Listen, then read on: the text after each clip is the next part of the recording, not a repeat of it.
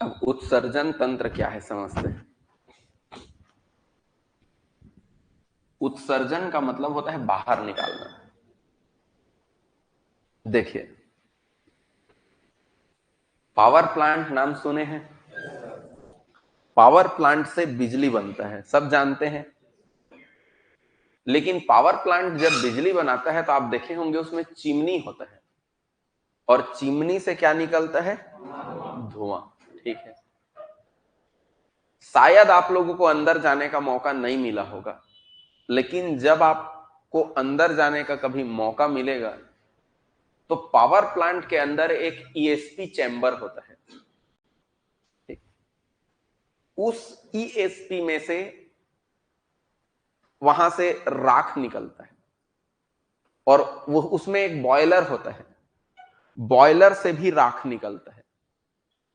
असल में बिजली बनाने के लिए कोयला को जलाया जाता है। कोयला जलता है तो पानी भाप बनता है, पानी से बनता है।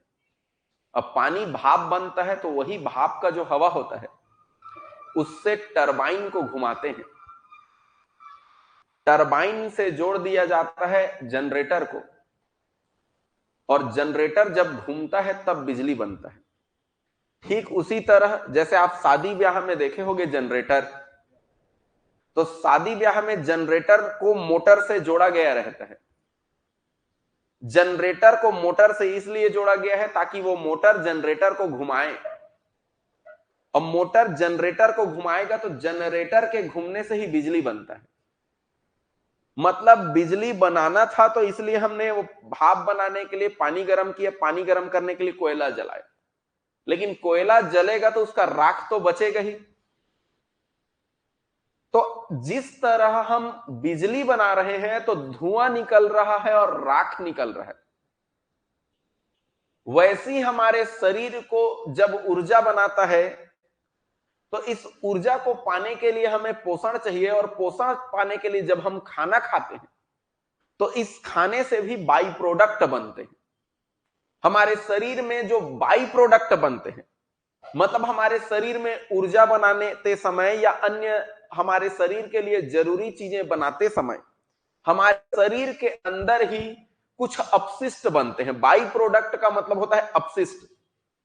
जैसे चिमनी में जो धुआं, जैसे पावर प्लांट में जो धुआं बन रहा था उसको चिमनी से बाहर निकाला जाता है, जैसे पावर प्लांट में जो राख बना उस राख को निकाल लिया जाता है, उसी राख से आजकल ईंटा बनता है। आप लोग एस ब्रिक नाम सुने हो ना? वो एस अंग्रेजी शब्द है, एस का मतलब होता है राख। ठीक है, तो उसी राख का बना ईंटा है वो, जो कोयले के जलने से राख बना है। सफेद सफेद दिखता है ना, वो उसी राख का ईंटा है। ठीक, तो वही वो चीजें पावर प्लांट के लिए बेकार है, अपशिष्ट है, उसको कितना सारा इकट्ठा करके रखेगा, तो इससे अच्छा वो कहीं और दे देता है। ठीक, तो अब देखो यहां से क्या होता है, उत्सर्जन।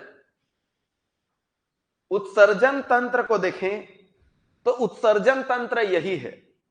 हमारे शरीर के अंदर भी इसी पावर प्लांट के तरह अपशिष्ट पदार्थ बनते। इन अपशिष्ट पदार्थों को अगर हमारे शरीर से निकाला नहीं गया तो ये अपशिष्ट पदार्थ हमारे शरीर को बीमार कर देंगे, और इसीलिए अपशिष्ट पदार्थ को हमारे शरीर से बाहर निकालना जरूरी है। और अपशिष्ट पदार्थ को शरीर से बाहर निकालने की विधि उत्सर्जन तंत्र कहलाता है। और जो अंग अपशिष्ट पदार्थ को बाहर निकालने का काम करते हैं उन अंगों को उत्सर्जी अंग कहते हैं। ठीक, तो अब हम इसी पॉइंट को नोट कर लेते हैं। उत्सर्जन तंत्र में शरीर के अंदर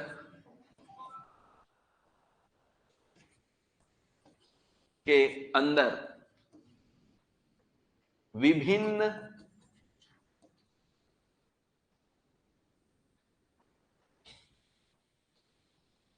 अपचय उपचय क्रिया, अपचय एवं उपचय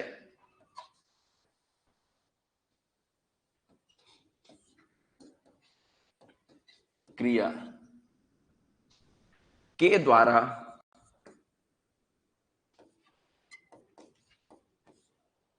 विभिन्न प्रकार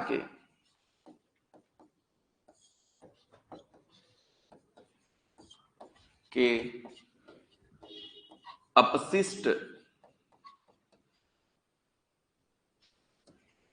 पदार्थों का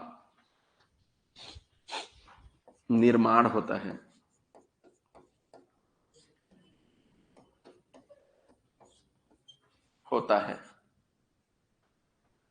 अपशिष्ट पदार्थों का निर्माण होता है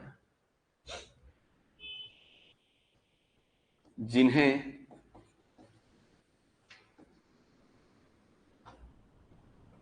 अपशिष्ट पदार्थों का निर्माण होता है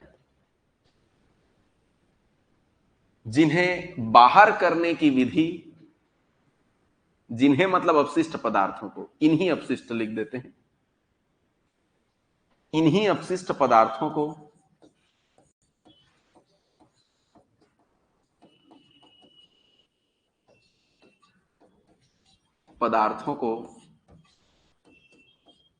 बाहर करने की विधि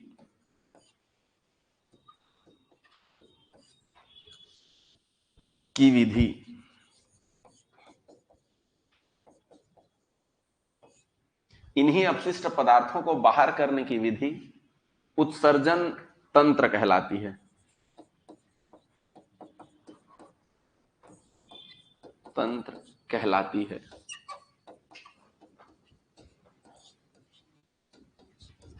ये तो विभिन्न क्रियाओं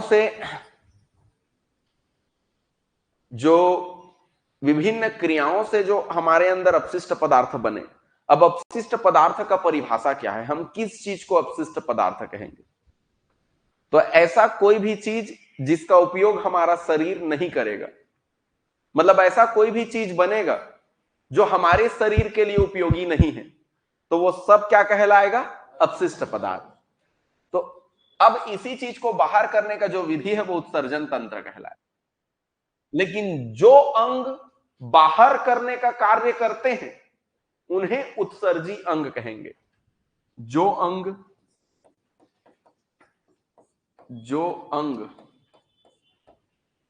अपशिष्ट पदार्थों को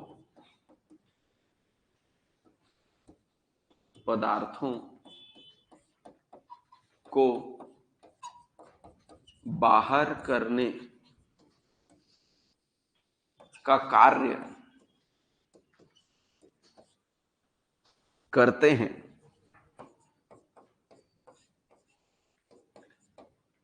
उन्हें उत्सर्जी अंग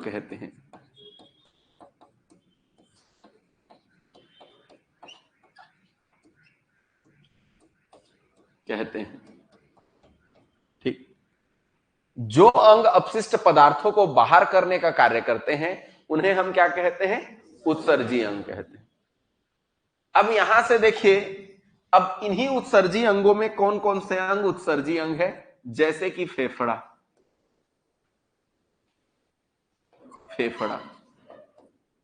जैसे कि वृक्क मतलब किडनी, ठीक है, जैसे कि यकृत मतलब लीवर, जैसे कि त्वचा मतलब स्किन। ये सब ऐसे अंग हैं जो अपशिष्ट पदार्थों को बाहर करने का कार्य करते हैं। ये सभी हमारे बॉडी से अपशिष्ट पदार्थों को बाहर करते हैं। तो हमारे शरीर से अपशिष्ट पदार्थों को बाहर करने का कार्य कौन करते हैं? उत्सर्जी अंग, ठीक है, जिसमें कौन है? फेफड़ा है, वृक्क है, यकृत है, त्वचा है। एग्जाम में प्रश्न कैसे बनता है? एग्जाम में प्रश्न बनेगा, निम्न में से कौन सा अंग उत्सर्जी अंग है, निम्न में से कौन सा अंग उत्सर्जी अंग नहीं है। तो ये सब के बारे में मैं बताऊंगा कि ये हमारे शरीर के अंदर जो खराब पदार्थ हैं उनको बाहर भेजने के लिए ये सब काम करेंगे, और ये सब बाहर भेजने के लिए काम करेंगे इसीलिए इन सभी को हम क्या कहेंगे? उत्सर्जी अंग। इसमें से कुछ चीजों को हम पढ़ चुके हैं, ठीक है। जिसमें से आप फेफड़ा पढ़ चुके हो। कल हमने श्वसन तंत्र के अंतर्गत फेफड़ा पढ़ लिया है, तो अब हमें पढ़ना पड़ेगा यकृत, त्वचा और वृक्क को। तो मैं सबसे पहले इसमें से बता देता हूं आपको यकृत के बारे में। ठीक,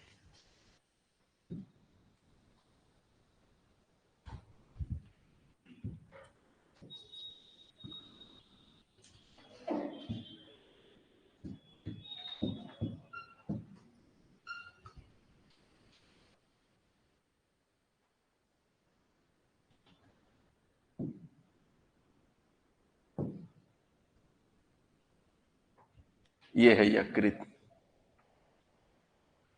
ठीक,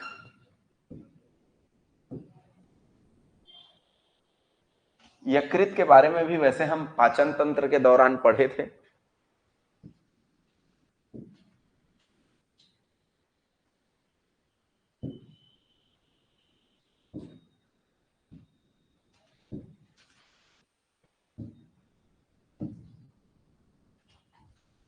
देखिए, ये है यकृत।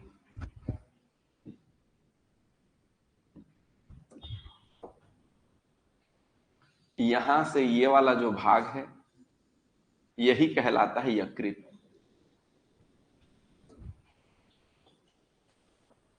यकृत को लीवर भी कहते हैं।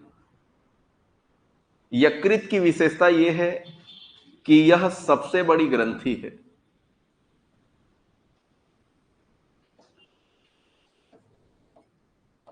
बड़ी ग्रंथि है।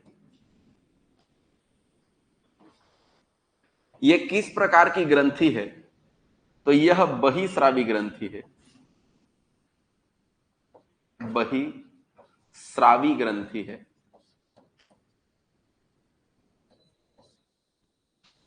इस दोनों बात को मैं पहले ही बता चुका हूं आप लोगों को, जब मैं यकृत के बारे में पढ़ाया था। अब यकृत का जो काम है ये अलग अलग होता है। ठीक, पाचन तंत्र के रूप में, ठीक, पाचन के रूप में, रक्त निर्माण के लिए,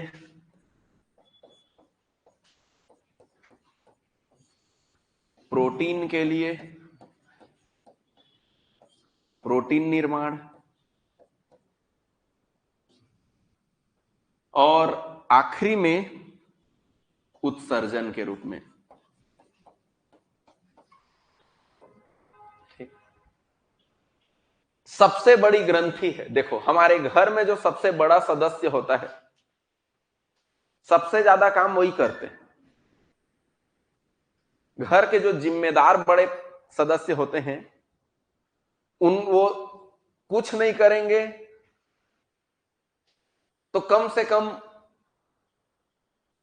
वो कुछ काच इधर उधर सोचते रहेंगे, एलावती कर दे, ओलावती कर दे, जोंगत रही, कम से कम खुद नहीं करी, लेकिन उनका माइंड एकदम क्रियाशील रहता है।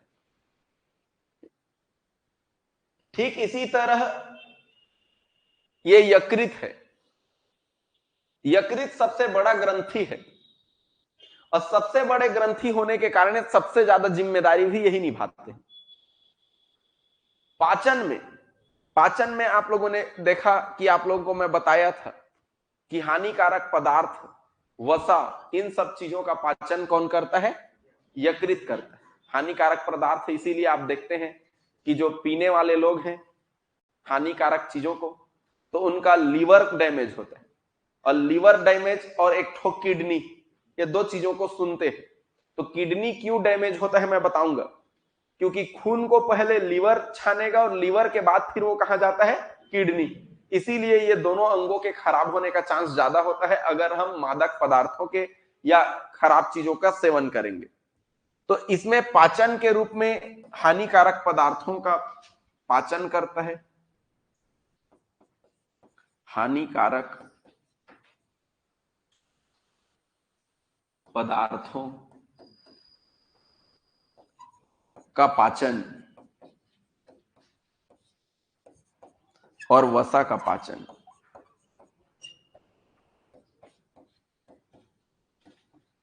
ये है।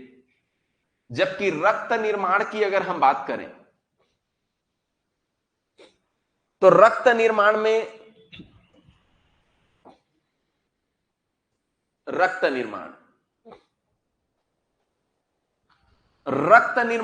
गर्भ में पल रहे बच्चों के लिए, गर्भ में पल रहे बच्चों के लिए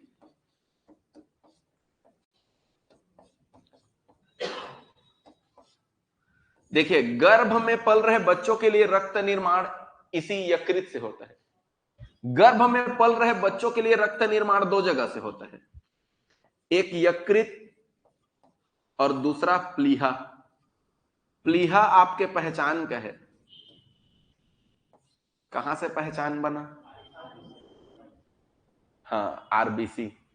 इसी को ब्लड बैंक कहा था और इसी को ही आरबीसी का कब्रिस्तान कहा था। ये वही है प्लीहा, जिसको स्प्लीन भी कहते हैं। तो अब देखिए, गर्भ में पल रहे, एक्चुअल में रक्त का निर्माण लाल अस्थि मज्जा में होता है। आगे के क्लास में बताएंगे, आगे के क्लास में जब हम अस्थि का चैप्टर पढ़ेंगे तो हड्डी का क्या काम होता है वो हम पढ़ेंगे। तो हड्डी के काम में हम वहां पर देखेंगे कि हड्डी से ही खून का निर्माण होता है। जो हमारे हड्डियां हैं वो हड्डी ही खून बनाते हैं।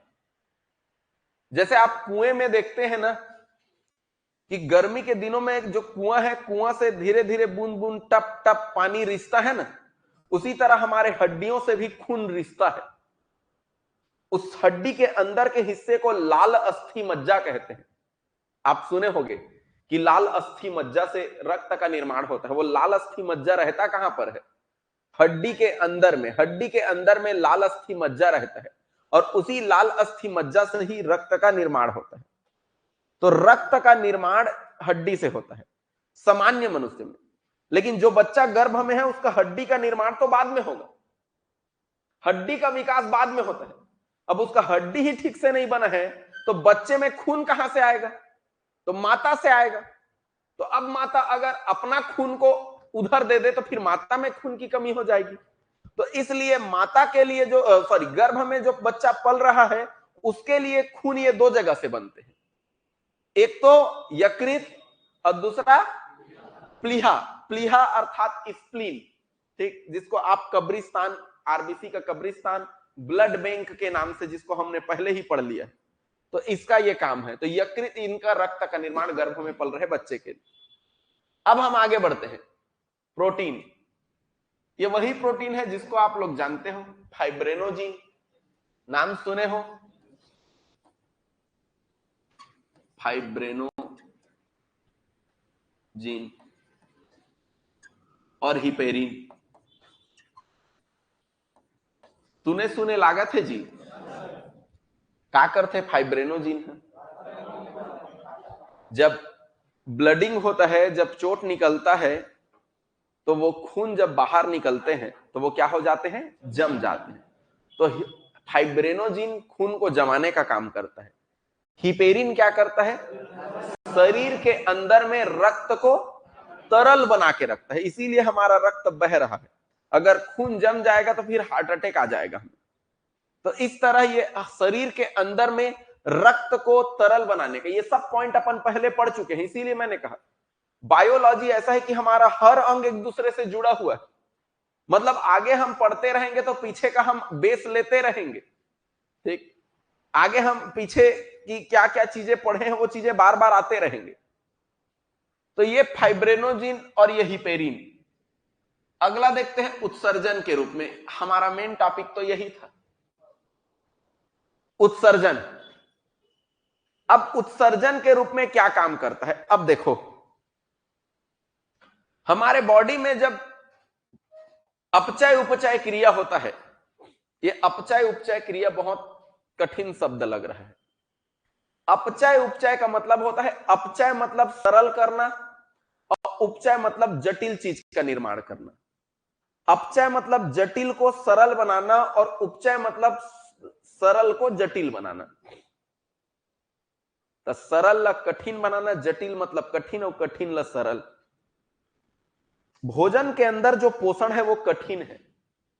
अगर सरल रहता तो हम ऐसे करते और पूरा पोषण एक के बार मिल जाता, लेकिन अब उसमें से पोषण को निकालने के लिए हमें चबा के खाना पड़ रहा है, फिर उसका पाचन करना पड़ रहा है, वो सब पाचक रस डलत है अंदर अंदर कतका कन पढ़े हैं ना, पेप्सिन, रेनिन, HCl, फिर एथिले, ये पाचन के लिए, ये पित्त रस, ठीक है, ये पित्त रस बनाता है यकृत। ये पाचन रस जो यहाँ पर हानिकारक पदार्थ को नष्ट कर रहा है, ये पित्त रस से कर रहा है, यहाँ पर पाचन के रूप में पित्त रस निकल रहा है, वही पित्त रस ये काम कर रहा है।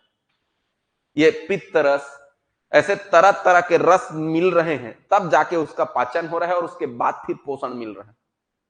ठीक, तो भोजन के अंदर में जो पोषण है वो जटिल अवस्था में, उसी को धीरे धीरे पाचन कर कर कर करके उसके सरल बनाते हैं। अब ये जब पोषण आते हैं तो इन सब ऊर्जाओं का इस्तेमाल करके, ठीक, इससे हमारे शरीर में ऊर्जा बन रहा है, तो ये सरल चीज है। लेकिन इन्हीं चीजों का प्रयोग करके हमारा शरीर एक नए कोशिका बनाता है। तो कोशिका बनाना मतलब जटिल चीजों का निर्माण करना। देखो, कोशिका से हमारे शरीर के अंग बने हैं। पहले हम छोटे थे, मतलब हमारे शरीर के अंग छोटे थे। शरीर के अंग छोटे थे मतलब कम कोशिकाओं से हम बने थे। जैसे जैसे हम बढ़ते जा रहे हैं, मतलब कोशिकाएं क्या होते जा रहे हैं, बढ़ते जा रहे हैं। तो अब नए कोशिका बन रहे होंगे शरीर में, तब तो वो बढ़ रहा है। तो ये कोशिका का बनना जटिल प्रक्रिया है। ठीक, भोजन से पोषण बनना, पोषण से ऊर्जा बनना, ये सरल प्रक्रिया है। लेकिन इनसे नए कोशिकाओं का निर्माण करना, ये जटिल प्रक्रिया है, इसको उपचय कहते हैं। तो अब ये जो बातें बताया ये काम के चीज नहीं थे आप लोगों के, इसलिए मैं वो सब चीज लिखवाया नहीं। अब यहां पर हमें ये जानना है, ये जब सब प्रक्रियाएं होते हैं तो हमारे बॉडी में बनता है अमोनिया। क्या बनता है? अमोनिया। और ये अमोनिया अगर हमारे शरीर के अंदर में रहे तो हमारे शरीर को विषैला बना देगा। जैसे सांप चापते या बिच्छी चापते तो शरीर में विष फैल जाते, तो क्या होते, आदमी मर जाते। तो वैसे ही अगर ये अमोनिया हमारे बॉडी के अंदर में रहे तो ये हमारा बॉडी विषैला बन जाएगा और हमारी मृत्यु हो जाएगी। तो ये क्या करता है, यकृत क्या करता है, इसी अमोनिया को यूरिया और यूरिक अम्ल में बदल देता है। किसमें बदलता है? यूरिया और यूरिक अम्ल।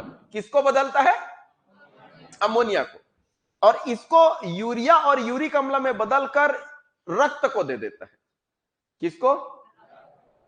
अब यही लाइन जाता है किडनी के पास। किसके पास? अब चूंकि यूरिया और यूरिक अम्ल के जो अणु हैं वो रक्त के कण से बड़े होते हैं, इसलिए किडनी में अर्थात वृक्क में छन्नी लगा होता है, जिसको हम नेफ्रॉन कहते हैं, मैं आगे पढ़ाऊंगा। अब वही वो छन्नी में यानी कि नेफ्रॉन में रुक जाता है, और उसमें से जितने भी और गंदे पानी हैं या अतिरिक्त पानी है वो भी वहां पर रुक जाता है छन्नी में, और वहां से वो किडनी से फिर हमारे आगे यूरिन ब्लैडर में चला जाता है। यूरिन ब्लैडर का मतलब होता है यूरिन की थैली। उस यूरिन के थैली में जैसे ही वो भर जाता है, हमारे मस्तिष्क को इतना इसका सूचना मिलता है और फिर उसे बाहर कर दिया जाता है। तो इस तरह आप लोगों ने देखा कि कैसे हमारे शरीर के विषैले पदार्थ अमोनिया को उसने यूरिया में बदलकर किडनी को दिया और किडनी ने उसे बाहर कर दिया। तो इस तरह हमारे एक उत्सर्जन तंत्र का हिस्सा हमारा ये यकृत भी है। तो यकृत के लिए हम यहां लिखेंगे, यकृत ने क्या किया, तो इसने अमोनिया को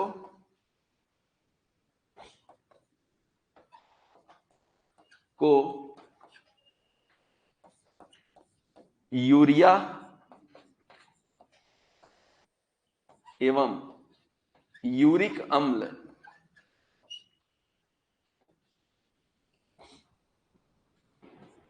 में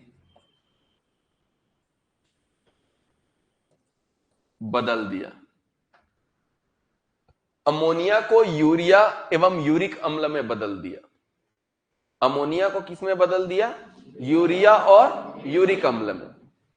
तो अमोनिया को यूरिया और यूरिक अम्ल में बदल दिया।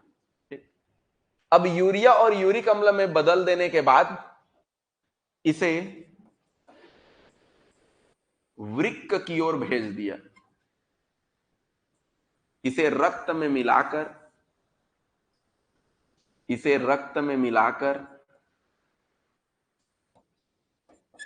में मिलाकर इसे रक्त में मिलाकर किसको भेज दिया? वृक्क को भेज दिया। वृक्क को भेज दिया। ये ठीक। तो ये उत्सर्जन तंत्र के रूप में इसने जो काम किया वो अमोनिया को किसमें बदला? यूरिया और यूरिक अम्ल। यूरिया और यूरिक अम्ल। इसके बाद ये था हमारा यकृत का काम। अब यकृत के बाद अगला जो हिस्सा आएगा वो आएगा किडनी। यकृत के बाद वृक्क आएगा, किडनी।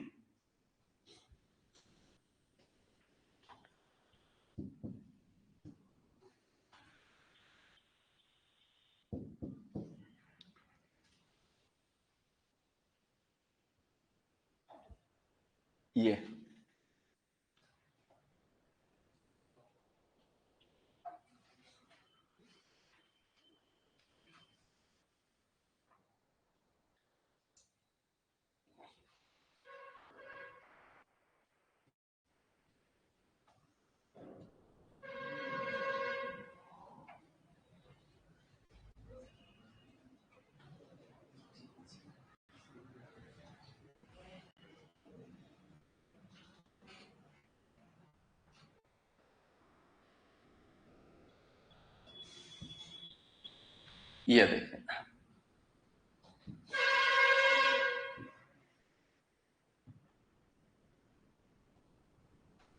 देखिए यहां पर क्या होता है।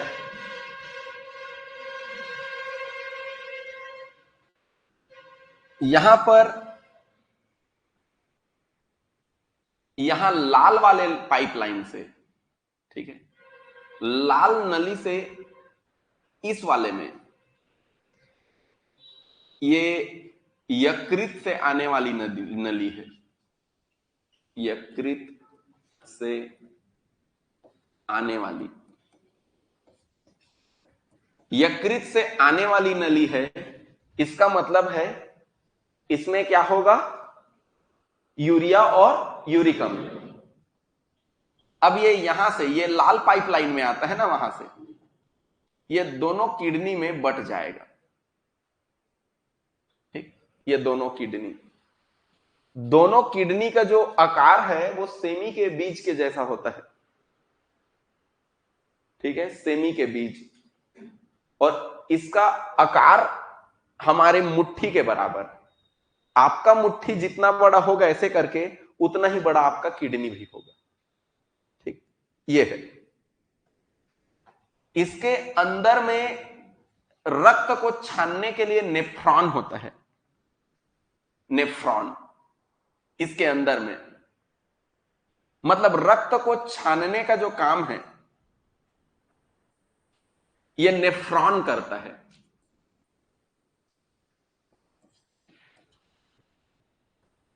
नेफ्रॉन रक्त को छानने का काम करता है। रक्त को छानने का कार्य करता है। ठीक, यही कारण है ये रक्त को छानने का काम करता है, इसीलिए इसे किडनी का क्रियात्मक इकाई कहते हैं। वृक्क का क्रियात्मक इकाई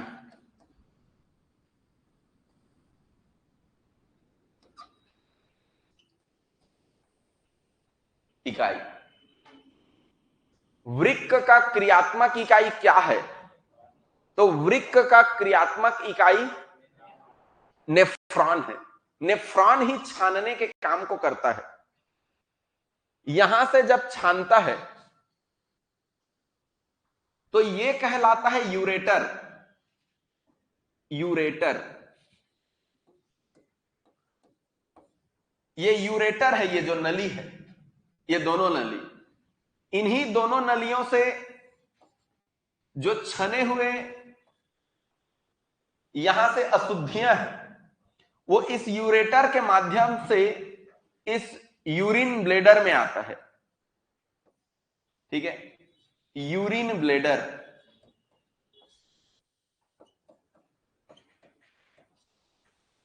यूरिन ब्लेडर, यूरिन ब्लेडर में ये अशुद्ध यूरिन यही आएगा।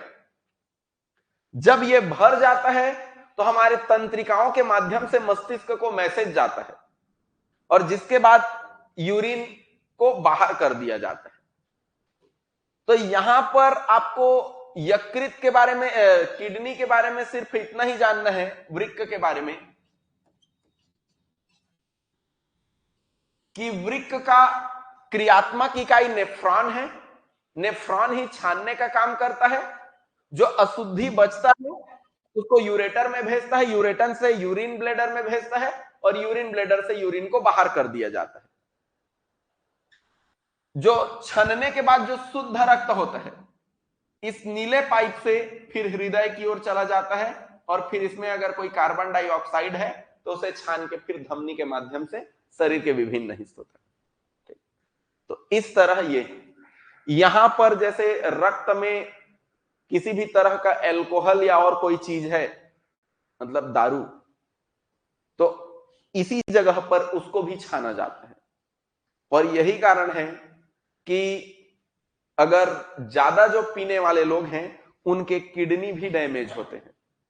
इसका कारण ये, देखो, आपका हाथ काम कर सकता है लेकिन आप आपके हाथ से बहुत ज्यादा एकदम लगातार काम कराओगे, लगातार काम कराओगे, लगातार काम कराओगे तो हाथ थक जाएगा। ठीक है, इसी तरह आप दौड़ रहे हो, लेकिन आप दौड़ रहे हो, लगातार दौड़ोगे, लगातार दौड़ोगे, लगातार दौड़ोगे, रुकोगे ही नहीं और तेजी से दौड़ोगे तो फिर एक टाइम ऐसा भी आएगा आप गिरोगे और फिर उठोगे ही नहीं। उसने हरे आदमी सुबह शाम सुबह शाम सुबह शाम वो पी रहे, वो पी रहे, पी रहे। ठीक, आखिर में ही नमस्ते कर दो भाई कि भैया तय समझ अब। ठीक, तो ये चीजें हैं। तो इस तरह ये छानने का काम तो करता है लेकिन जब तक लिमिट में है। तो इसलिए उसका लिमिट ही मत आने दो, पीवे ही मत करो भाई, काहे बेचारे से मेहनत करवाओगे। ठीक, तो इस तरह ये काम करता है ये आपकी किडनी, वृक्क। ठीक, अब हम यहां से देखते हैं तो यूरिन जो होता है इससे संबंधित कुछ महत्वपूर्ण तथ्य। महत्वपूर्ण तथ्य,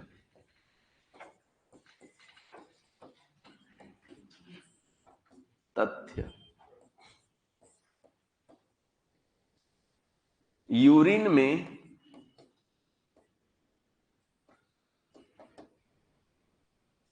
पानी होता है,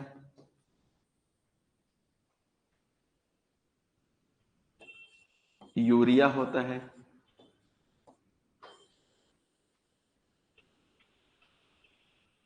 लवण होता है और यूरिक अम्ल होता है। अम्ल, यूरिन में पानी 95%,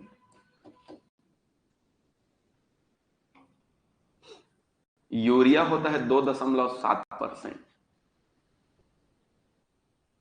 लवण होता है 2%, यूरिक अम्ल होता है 0.3%। अब ये सब मिलके हो गए 100%। यूरिन में पानी की मात्रा ज्यादा होती है 95%। एग्जाम में पूछेगा कि यूरिन में पानी के बाद सर्वाधिक मात्रा में क्या होता है? यूरिया। इसी यूरिया के नाम से हम इसे यूरिन कहते हैं। यूरिया, यूरिन, यूरिया के नाम से। तो यूरिया जो है, यूरिया की मात्रा होती है। इसके बाद लवण। लवण मतलब सोडियम क्लोराइड। ठीक। यूरिन जो होता है वो खारा होता है। वो इसी में मौजूद, इसी तरह पसीना भी खारा होता है। तो उसमें मौजूद लवण के कारण जो हम भोजन खा रहे हैं, सब्जी खा रहे हैं या कोई भी चीजें, नमकीन खाते हैं, तो इतना सारा नमक शरीर से बाहर कहां जाता है? तो पसीना और यूरिन से। तो इसमें यूरिया, ये इसमें लवण, और ये लवण भी इसमें मौजूद होता है। ये वो यूरिक अम्ल भी बना था। तो कुल मिला के यूरिया और यूरिक अम्ल मिला के 3% होते हैं इन लोग, यूरिया और यूरिक अम्ल। तो ये ध्यान रखना है, सबसे ज्यादा मात्रा में इसमें पानी होता है। ये है। यूरिन का रंग पीला। यूरिन का पीला रंग, का पीला रंग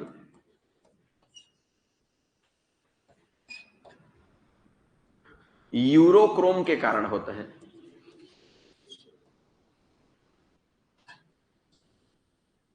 यूरोक्रोम। यूरिन से दुर्गंध,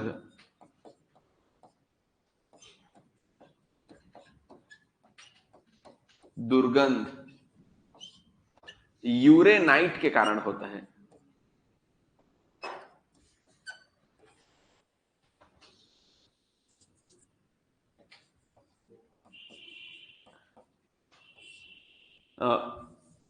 पथरी,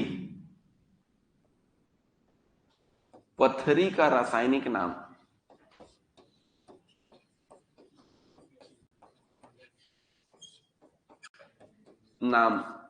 कैल्शियम ऑक्जेलेट है।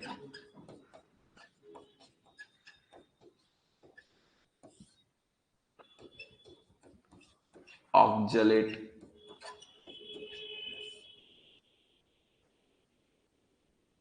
और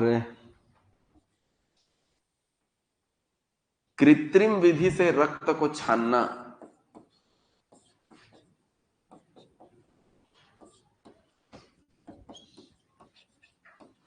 रक्त को छानना डायलिसिस कहलाता है।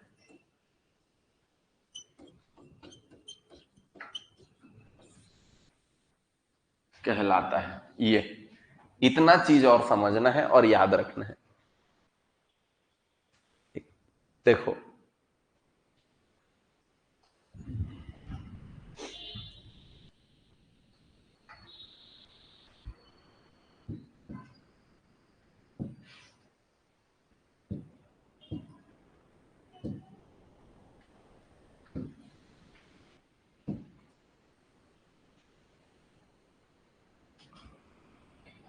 गूगल क्रोम हम ब्राउजर को देख जानते हैं।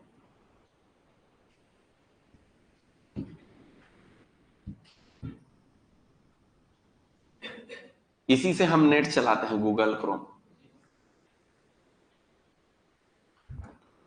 तो देखो, गूगल क्रोम में पीला रंग है। गूगल क्रोम का जो लोगो है उसमें कौन सा रंग है? पीला रंग। इसी से याद रखना है, गूगल क्रोम को यूरोक्रोम याद रखना, और यूरोक्रोम के कारण यूरिन का रंग पीला होता है। तो गूगल क्रोम से यूरोक्रोम, यूरोक्रोम के कारण यूरिन का रंग क्या होता है? पीला होता है। ये याद रखना। यूरिन से दुर्गंध, जब बच्चा नाइट में यूरिन कर देता है बिस्तर में, तो फिर क्या आता है? दुर्गंध। जो छोटा बच्चा होता है वो बेड में ही यूरिन कर देता है। तो नाइट में यूरिन कर दिया, बच्चे ने नाइट में यूरिन कर दिया, तो दुर्गंध आने लगा। दुर्गंध इसलिए आया क्योंकि नाइट में यूरिन किया। नाइट से याद रखना है यूरेनाइट। तो नाइट में बच्चे ने यूरिन कर दिया तो दुर्गंध आया। तो नाइट से याद रखना है यूरेनाइट, ठीक है। इसके बाद पथरी का रासायनिक नाम, पथरी के रासायनिक नाम के लिए आपको याद रखना है कैल्शियम ऑक्जेलेट। पथरी का रासायनिक नाम क्या है? Calcium oxalate. कैल्शियम ऑक्जेलेट पथरी का रासायनिक नाम। अब इसको कैसे याद रखेंगे? देखो, इसको याद रखने के लिए पथरी का रासायनिक नाम कैल्शियम ऑक्जेलेट है। देखिए, जनरली हम पथरी सुनते हैं तो कई जगह कई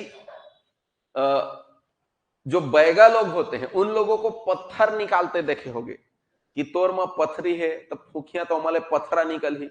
एक्चुअल में पथरी वैसा होता ही नहीं। पथरी किसी भी स्थिति में आपके नस के अंदर नहीं घुस सकता, पॉसिबल ही नहीं कि पथरी किसी भी स्थिति में आपके नस के अंदर घुस जाए। ऐसा कोई जगह ही नहीं है जहां से वो नस में घुसे। पथरी जो होता है ये हड्डी होता है ना, हड्डी, उसी तरह का सफेद सफेद वो बन जाता है। जैसे मिट्टी जो होता है ना, तो मिट्टी को जो थोड़ा गीला कर दो, हल्का गाढ़ा लद्दी जो, ठीक ना, उसी तरह का वो कैल्शियम जो होता है, कैल्शियम से हड्डी बनता है। तो रक्त में जब कैल्शियम का मात्रा बढ़ जाता है तो वही जो है गांठ बन जाता है धीरे धीरे। जैसे पानी बहते रहता है तो पाइप में काई जम जाता है ना, उसी तरह ये गांठ बन जाता है कैल्शियम का, हड्डी के जैसे सफेद टाइप का। उसी कैल्शियम से ही वही पथरी कहलाता है। लेकिन इसे कैल्शियम, शुद्ध कैल्शियम नहीं होता, वो उसमें होता है कैल्शियम ऑक्जेलेट। तो जो पथरी है उस पथरी का रासायनिक नाम क्या है? Calcium oxalate. तो सर जो पत्थर निकाल रहे हैं वो क्या है? या तो वो जादू है या तो वो किसी तरह से कला से वो निकाल रहे हैं, अपना कलाकारी, ठीक है, आंख का धोखा। तो ये वो पत्थर किसी भी कंडीशन में नहीं हो सकता, ठीक है। अब देखो, कृत्रिम विधि से रक्त को छानना डायलिसिस है। अब मान, इसमें क्या होता है, कई व्यक्ति है जिसके अब किडनी खत्म हो गए, किडनी खराब हो गए। अब किडनी खराब होगा तो वो हॉस्पिटल जाएगा, हॉस्पिटल वाले बताएंगे कि किडनी काम नहीं कर रहा। तो अब उसके पास दो ऑप्शन, या तो बीच बीच में जाके वो डायलिसिस करवाए, मतलब रक्त को छनवाए मशीन से, ठीक है। दूसरा, या तो किडनी किसी से डोनेट ले, उसके परिवार के किसी सदस्य से, या उसका किडनी कहीं और से मैच हो तो कहीं से खरीदे 25-30 लाख। उसका प्राइस अलग अलग समय के हिसाब से करोड़ों रुपए तक होता है। जितना पैसे वाले हो उतना पैसा ठगेंगे आपसे, ठीक। तो इस तरह ये किडनी का है। तो ये ध्यान रखना है, कृत्रिम विधि से रक्त को छानना क्या कहलाता है? मतलब ऐसे याद रखना, अगर किडनी खराब हो जाएगा तो डॉक्टर का नंबर डायल करेंगे। किडनी खराब होगा तो किसका नंबर डायल करेंगे? डॉक्टर का नंबर डायल करेंगे। डायल करने से ही याद रख लेना डायलिसिस, ठीक। तो ये है डायलिसिस, ऐसे याद रखना। गूगल क्रोम से यूरोक्रोम पीला होता है, यूरेनाइट, नाइट में बच्चे ने यूरिन किया तो बदबू आया, तो यूरेनाइट याद रख लेना, ठीक है। कैल्शियम, ये जो पथरी होता है वो कैल्शियम से बना होता है, याद रखना। तो कैल्शियम से कैल्शियम ऑक्जेलेट हो जाएगा, ठीक है। कृत्रिम विधि से रक्त को छानना, तो रक्त छानवाने के लिए हॉस्पिटल में या डॉक्टर को कॉल कर डायल करोगे, डॉक्टर का नंबर डायल करने से क्या याद हो जाएगा? डायलिसिस। डायल से क्या याद होगा? डायलिसिस। अब हम आगे बढ़ते हैं, त्वचा, ठीक।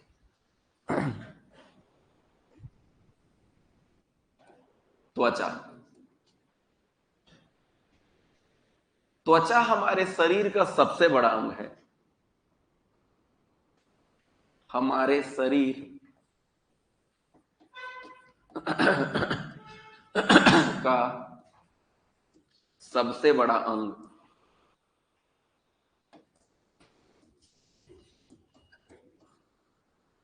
त्वचा हमारे शरीर का सबसे बड़ा अंग है। अब देखो, सबसे बड़ा ग्रंथि अलग चीज है और सबसे बड़ा अंग अलग चीज है। सबसे बड़ा ग्रंथि यकृत है, लेकिन सबसे बड़ा अंग कौन है? तो त्वचा। हालांकि यकृत ग्रंथि जो है वो भी हमारा अंग है, लेकिन वो ग्रंथि है। लेकिन ओवरऑल सभी अंगों को कहें और उसमें सबसे बड़ा कौन है कहें तो कौन है? त्वचा। त्वचा में स्वेट ग्रंथि पाया जाता है। स्वेट, श्वेत नहीं कह रहा हूं, स्वेट, स्वेट ग्रंथि, स्वेट ग्रंथि। स्वेट अंग्रेजी नाम है, इसका हिंदी मतलब होता है पसीना मतलब पसीना निकालने वाला ग्रंथि। ठीक है, इसका कार्य होता है पसीना निकालना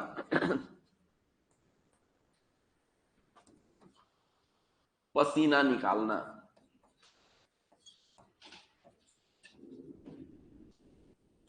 अब बताइए, पसीना निकलना अच्छा है या बुरा है? अच्छा है। ऐसा इसलिए क्योंकि पसीना के माध्यम से हमारे शरीर के अंदर जो अशुद्धियां हैं वो बाहर निकल जाते हैं। तो शरीर के अशुद्धि बाहर निकलते हैं, शरीर के अशुद्धियां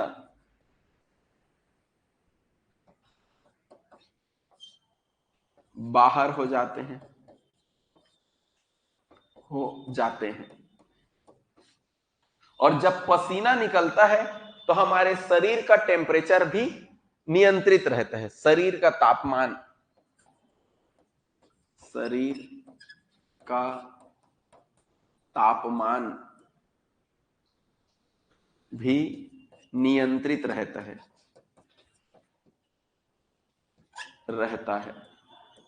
जैसे उदाहरण के लिए, ठीक है, उदाहरण के लिए जब हमें गर्मी लगता है तो गर्मी लगता है तो पसीना निकलता है। अब अगर गर्मी लगे और पसीना ना निकले तो हमारा शरीर गर्म हो जाएगा, और हमारा शरीर अगर गर्म हो गया तो हम बीमार पड़ जाएंगे, क्योंकि हमारा शरीर एक निश्चित टेम्परेचर पर काम करता है। जैसे आप लोग देखते हैं आपके मोबाइल गर्मी के दिनों में बहुत ज्यादा हैंग करने लगता है, होता है ना? तो वैसे ही हमारे शरीर के जो तंत्र हैं वो बिगड़ जाएंगे, हमारे शरीर का पाचन सिस्टम खराब हो जाएगा। हमें ठीक से गर्मी जब लगता है तो हमें ठीक से भूख नहीं लगता, गैस्ट्रिक गैस्ट्रिक लगता है। या तर, जानते हो हमारा जो, आप जो बड़ी आंत देखे थे, बड़ी आंत का जो दूसरा हिस्सा देखे थे, कोलोन, कोलोन जो अवशोषण जो वेस्ट होता है, वेस्ट पदार्थ, उसमें से पानी को क्या करता है? अवशोषित करता है। लेकिन जब बॉडी के अंदर गर्मी बढ़ता है तो वो काम नहीं कर सके, गर्मी लागत है करके, ठीक। तो उसके बाद अब पानी, आपके वेस्ट पदार्थ से पानी अवशोषित नहीं होंगे तो फिर तर रहा ठीक। तो इस तरह का सिचुएशन होता है। तो इस तरह आपके बॉडी के अंदर जो पसीना निकल रहा है, तो उस पसीने से क्या फायदा होता है कि हमारे शरीर के अंदर के गर्मी भी क्या हो जा रहे हैं? बाहर हो रहे हैं। तो शरीर के अंदर के गर्मी बाहर हो जाते हैं, जिससे हमारे बॉडी का टेम्परेचर एक निश्चित बना रहता है।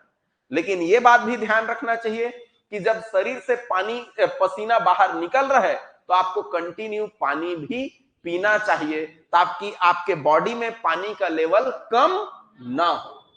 ठीक है, तो इस तरह यह ध्यान रखना है, शरीर की अशुद्धि दूर करेंगे, शरीर के तापमान को नियंत्रित करेंगे, और ये जो है पसीना निकलना अच्छा चीज है। क्लियर है? अब तो ठंड के दिनों में पसीना तो नहीं निकलता, तो फिर हमारे शरीर बीमार क्यों नहीं पड़ते? ठीक है, इनका प्रश्न है, अब वो भी ले लेते हैं। तो ठंड के दिन में पसीना नहीं निकलता तो यूरिन, आप अभी 5 गिलास पानी पी दीजिए, अभी ठंड में पसीना नहीं निकलेगा, लेकिन 2 मिनट नहीं लगेगा, आप यूरिन चले जाएंगे। यहां पर मैंने आपको बताया है एक बात, कहां गया? यहां पर, ठीक है। यहां पर अशुद्धि को छानने के साथ साथ पानी को भी क्या करता है? वो बाहर करता है। यहां पर जो यकृत का कार्य मैं लिख देता हूं, यकृत के मुख्य, यकृत बोलता हूं, वृक्क, वृक्क के कार्य, रक्त को छानना, रक्त को छानना। ठीक। दूसरा, अतिरिक्त रक्त में अतिरिक्त पानी को बाहर करना। रक्त में अतिरिक्त